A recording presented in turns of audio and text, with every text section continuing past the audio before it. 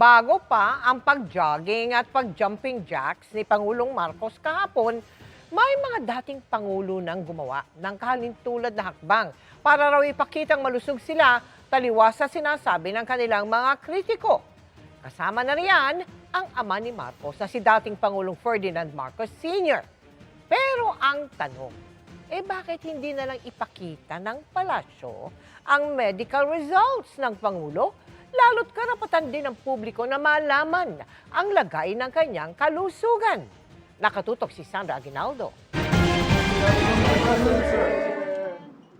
Marahil dahil hindi pa rin nawawala ang mga nagdududa sa kalusugan ni Pangulong Bongbong Marcos, I challenge anyone who are saying that I am sick, that they come and exercise with me. We will see who is stronger. You come to the gym with me. Tingnan natin kung sino mas malakas magbuhat ng weight.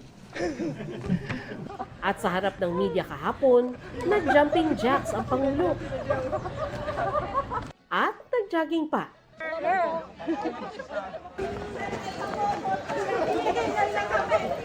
Importanteng usapin ang kalusugan ng pinakamataas na pinuno ng ating bansa. May probisyon pa nga sa saligang batas para dito na kung may seryosong sakit ang Pangulo, kailangang ipaalam sa publiko ang lagay ng kanyang kalusugan. Sa saligang batas natin, malinaw naman yung teksto na mayroon talagang responsibilidad ang Pangulo na mag-ulat sa mamamayan ukol sa kanyang kalusugan. Yung kalusugan ng Pangulo ay isang national security concern. Sa mga nakaraang administrasyon, napag-usapan din ang kalusugan ng nakaupong Pangulo.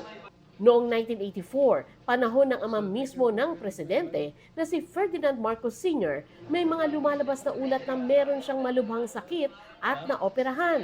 At para pasinungalingan ito, itinaas niya ang kanyang barong Tagalog upang ipakitang wala siyang peklat sa operasyon. Buksan mo. Taong 1996, inooperahan si Fidel Ramos para maalis ang bara sa kanyang left carotid artery na maring maging sanhi ng stroke. At para ipakitang malakas pa rin siya, madalas maghamon si Ramos ng push-up at sit-up contest sa mga nakakalubilo niya. Tapos ang push-ups, 10 pa. Si dating Pangulong Joseph Estrada naman, hindi man na-ospital habang nasa Malacanang, minsan nang nagpakitang gilas para mapakita sa publiko ang kanyang liksi. Si Rodrigo Duterte, nang hindi nakita noon ng publiko ng 1 linggo, naglabas ang palasyo ng nooy Pangulo habang nagja-jogging, nag-golf at nagmamotor para ipakitang okay ang lagay niya. Hanggang sa puntong may nagsamba pa ng petisyon sa Korte Suprema para hingin na ilabas ang tunay na lagay ng kanyang kalusugan, pero na-dismiss ang petisyon. Ngayon, sa panahon ni Marcos Jr., nagsampa din ng petisyon sa Korte Suprema ang grupong United People's Initiative para hilinging ilabas ng Pangulo ang impormasyon tungkol sa kanyang kalagayan. Karapatan daw ng taong bayan na malaman ang kalagayan ng mga opisyal na nasa kapangyarihan dahil sa taong bayan.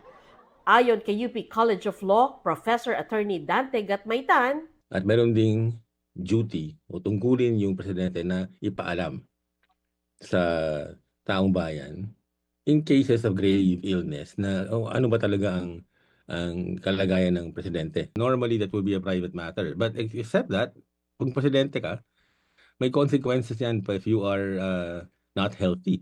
kahapon sinabi ni Pangulong Marcos na maayos ang kanyang kalagayan. Umiinom lamang siya ng 2 gamot, isa para sa gout at isa para sa high blood pressure. I'm in very, very good health and I'm fine. I'm really quite fine.